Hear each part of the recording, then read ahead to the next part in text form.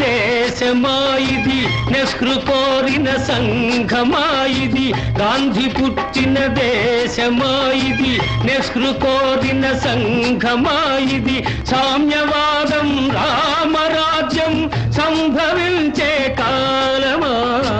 గాంధీ పుట్టిన దేశమా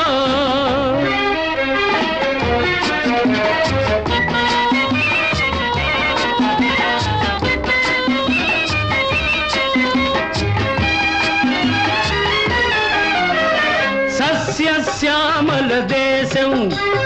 అయినా నిత్యం క్షామం సస్యశ్యామల దేశం అయినా నిత్యం క్షామం ఉప్పొంగే నదుల జీవజలాలు ఉప్పు సముద్రం పాలు